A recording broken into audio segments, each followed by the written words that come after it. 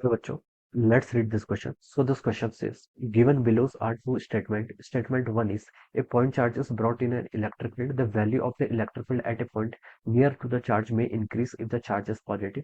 Statement second is an electric dipole is placed in a non-uniform electric field. The net electric force on the dipole will not be zero. Okay, choose the correct answer from the options given below. We have given the four options. आपको देखें यहाँ पर four options given है। तो चलिए बच्चों, इस question को स्टार्ट करते हैं। तो देखिए बच्चों, इस क्वेश्चन का की कॉन्सेप्ट आप क्या लिख सकते हैं। The key concept of this question, यहाँ पर देखिए हमें क्या बताना है, किसी चार्ज पार्टिकल को देखिए हमने किसी पॉइंट चार्ज को इलेक्ट्रिक फील्ड में रखा है। तो हमें बताना है कि इलेक्ट्रिक फील्ड के में क्या वेरी होगा, इलेक्ट्रिक फील्ड आपका इंक्रीज करेगा या फिर डिक्रीज करेगा। ओके, और सेकंड स्टेट में देखिए हमसे बोला कि इलेक्ट्रिक डायपोल को हमने किसी नॉन यूनिफॉर्म इलेक्ट्रिक फील्ड में रखा है। So the net electrical force on the dipole will not be zero. Okay, ये स्टेटमेंट बताना है। ओके, तो देखिए बच्चों, इस क्वेश्चन का की कॉन्सेप्ट ऑफ इलेक्ट्रिक फील्ड लिख लीजिए। क्या लिख लीजिए?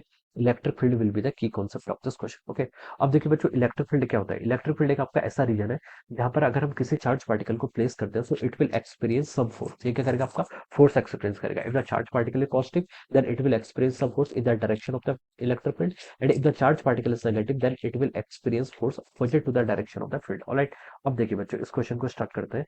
तो देखिए बच्चों, क्वेश्चन में देखिए बोला कि a point charge is brought in an electric field. Okay, the value of the electric field at a point near to the charge may increase if the charge is positive. Okay, अब if देखिए बच्चों, अगर आपका electric field आपका this is the electric field. Okay, इस region पर आपका इस तरीके से क्या इलेक्ट्रिक फील्ड है। If we give a positive charge plus Q charge देखिए आपने इस तरीके से रखा हुआ है। ओके, तो देखिए यहाँ पर क्या होगा, प्लस क्यू चार्ज के कारण भी आपकी इलेक्ट्रिक फील्ड लाइन्स आएगी। There are some electric field lines because of this plus Q charge. Okay, and this electric field lines will be like this. Okay, तो हम बता सकते हैं कि देखिए इस रीजन में प्लस क्यू चार्ज रखने के कारण आपकी इलेक्ट्रिक फील्ड लाइंस डेंसिटी क्या कर रही है? इंक्रीज कर रही है। Initially it was E. Okay, but हमने प्लस क्यू चार्ज रखा तो इसकी electric density, electric field lines की आपकी इंक्रीज करके इलेक्ट्रिक फील्ड लाइंस की डेंसिटी इंक्रीज करेगी। तो we can say that electric field भी क्या करेगा? आपका इंक्रीज करेगा। ओके, तो ये स्टेटमेंट क्या है आपका, इफ अगर हम क्या करते हैं, किसी पॉजिटिव चार्ज को रखते हैं okay near to the electric field, तो उससे आपका क्या हो सकता है, यहाँ पर लिखा है कि द चार्ज, यहाँ पर लिखा है कि electric field at A point near the charge में इंक्रीज। तो इलेक्ट्रिक फील्ड आपका इंक्रीज भी कर सकता है, लिखा है। So this statement is correct. Okay, तो ये स्टेटमेंट क्या हो जाएगा? आपका करेक्ट हो जाएगा। ऑलराइट, सो हम कह सकते हैं कि statement one is correct. Okay, अब देखिए स्टेटमेंट टू पर मूव करते हैं। इसमें लिखा हुआ है कि electric dipole is placed in a non uniform electric field, the net electric force on the dipole will not be zero. Okay, अगर हम देखें किसी इलेक्ट्रिक डायपोल को किसी प्लेस करते हैं किसी नॉन यूनिफॉर्म इलेक्ट्रिक फील्ड में। ओके, ये देखिए आपका जैसे मान लीजिए, देखिए this is our electric dipole. Electric dipole क्या होता है? This is a combination of two equal and opposite charges which are separated by some distance. Okay, अब देखिए हमने किसी नॉन यूनिफॉर्म इलेक्ट्रिक फील्ड में रखा है। नॉन यूनिफॉर्म इलेक्ट्रिक फील्ड का मतलब क्या होता है?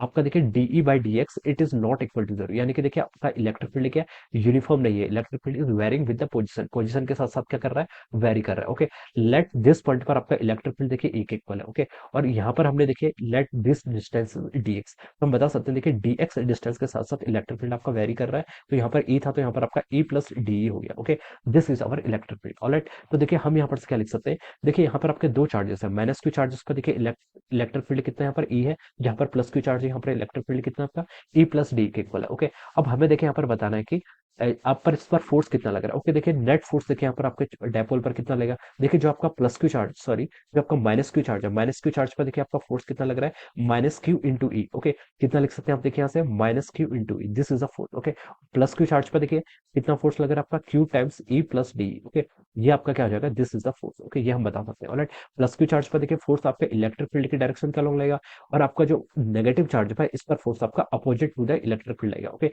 इसलिए यहाँ पर आपने नेगेटिव कर लिया। ओके, तो देखिए नेट कितना हो जाएगा आपका? माइनस क्यू से प्लस क्यू कैंसिल हो जाएगा, आपका क्यू टाइम्स डीई के इक्वल हो जाएगा। ओके, तो देखिए बच्चों यहाँ से क्या लिख सकते हैं, जो आपका एफ नेट हो गया वो आपका कितना हो गया? आपका क्यू टाइम्स डीई के इक्वल हो जाएगा। और हमें देखिए यहाँ पर क्या बताना है, ये आपका क्यू टाइम्स डी के इक्वल हो गया।